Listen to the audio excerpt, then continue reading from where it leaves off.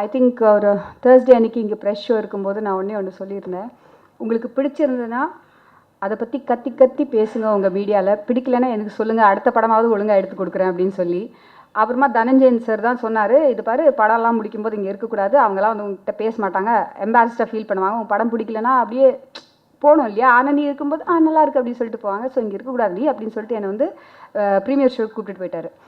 அப்போ வந்து எனக்கு 2 hours கழித்து எனக்கு ஃபோன் ஒரு 7, 8, 10 ஐ டோன்ட் நோ எத்தனையோ ஃபோன் கால்ஸ் வந்துகிட்டே இருந்துச்சு. லேடிஸை விட ஜென்ட்ஸ், ஐ மீன் த மேல் ரிப்போர்ட்டர்ஸ் எனக்கு ஃபோன் பண்ணி அவங்களும் அழகிறாங்க, என்ன பண்ணியிருக்கேன் நீ எங்கே இருக்க அப்படின்னு சொல்லிட்டு. ஐயோ நான் இல்லையே அங்கே அப்படின்னு சொல்லிட்டு. They're crying and I'm crying, they're crying I'm crying.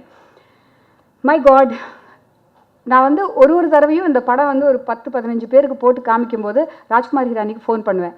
Sir கிளைமேக்ஸில் அழுதுட்டாங்க சார்ன்னு சொல்லிட்டு நான் வந்து சிரிச்சிட்டே சொல்லுவேன், ஒரு சேடிஸ்டிக்காக. அந்த மாதிரி இப்போ நீங்கள்லாம் வந்து இந்த படத்தை இவ்வளோ தூரம் நேசித்து எங்களை பற்றி பேசி 5 star ரிவ்யூ 4 star ரிவ்யூ என்னென்னமோ சொல்கிறீங்க. ABC சென்டரில் போய் இந்த படம் வந்து இவ்வளோ வெற்றிகரமாக போயிட்டுருக்கிறதுக்கு காரணம் நீங்கள் தான். And you are making me cry every day. நான் தேங்க்யூ சொல்லி I feel like crying. Thank you. And முதல்ல இருந்து இந்திய வர வந்து இந்த படம் எடுக்கும்போது they said ஹிந்தியில் தான் அது ஒர்க் ஆகும், தமிழ்லலாம் ஒர்க் ஆகாது அப்படின்னு சொன்னவங்க பல பேர். அப்புறமா வந்து எடுக்க இது வந்து A சென்டர் படம், பிசிலலாம் போய் சேராதுன்னு சொல்கிறவங்க நிறைய பேர். அப்புறமா வந்து A சென்டர்லேயும் கொஞ்சம் பேர் தான் பார்ப்பாங்க, மல்டிப்ளெக்ஸ் ஃபிலிம் அப்படின்னு சொன்னவங்க நிறைய பேர். I'll just tell you one thing. ஹிந்தியில் வந்து 2 நாள் ஆச்சு இந்த படம் சூடு பிடிக்கிறதுக்கு, ஒரு 65% ஜம்ப் ஆகிறதுக்கு நம்பர்ஸில்.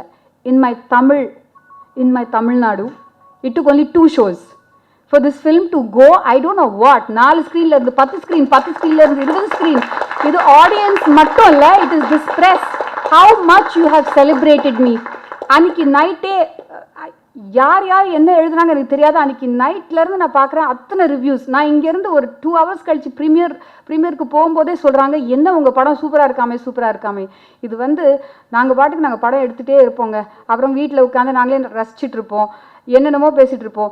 அன்லெஸ் நீங்கள் பேசுகிற வர வந்து அந்த படத்துக்கு அந்த அங்கீகாரம் கிடைக்காது, அது உறுதி. இந்த படம் வந்து அது எனக்கு ப்ரூவ் பண்ணி கொடுத்துருக்கு. அண்ட் எனக்கு இன்னும் என்ன பேசணுன்ட்டு நிறைய இருக்குது. But all I can say is that thank you. ஏய் போட்டனா டம் இருக்கும், வாயே இருக்காது. மேம் அவர் வந்து ஆயுத எழுத்துலேயே இன்பா ரோல் நடிச்சு டார்க் சாக்லேட் ஆகிட்டார். சும்மா சாக்லேட் பை சாக்லேட் செம்ம அட்டென்ஷன் பண்ணிருக்காங்க. ஸோ இந்த படத்துக்கு அவன் வந்து லாஸ் ஏஞ்சல்ஸில் போய் வெயிட்லாம் குறைச்சி செம்ம பம்ப்டப்பாக வந்து இன்னொரு ஆம்பளையை வந்து பயங்கரமாக இன்செக்யூரிட்டி கிரியேட் பண்ணக்கூடிய ஒரு ஆள். என்னதான் இல்லை படிப்பு, லுக்ஸு, பர்ஃபார்மன்ஸ். அவர் பாம்பேயில் வீடு இருக்கிறதுனால அவர் என்னெல்லாம் பண்ணியிருக்காரு நீங்கள் யாருக்கும் தெரியல. ஒரு எக்ஸ்டென்சிவ் ரீடிங் அப்புறம் தான் தெரிஞ்சுது மாதவன் இஸ் ஒரு வேறு லெவல் நிஜமாவே. ஸோ அப்போ அவரோட அந்த ஒரு factor into the film, additional screen play பண்ணியிருக்காரு, இல்லை உங்களோட ஒர்க் பண்ணியிருக்காரு. இது ராஜ்குமார் ஹிரானி சாருக்கு நைட்டே ஃபோன் பண்ணி இந்த படத்தை ஹிந்தியில் ஸோ அந்த மாதவன் அப்படின்ற அந்த ஒரு Maddy factor to the whole இறுதி சுற்று. If there was no Maddie, there was no film. It's simple. அதுக்கு மேலே நான் சொல்லவும் தேவையில்ல, because I've said enough about it. But if there's no Maddie, there's no film.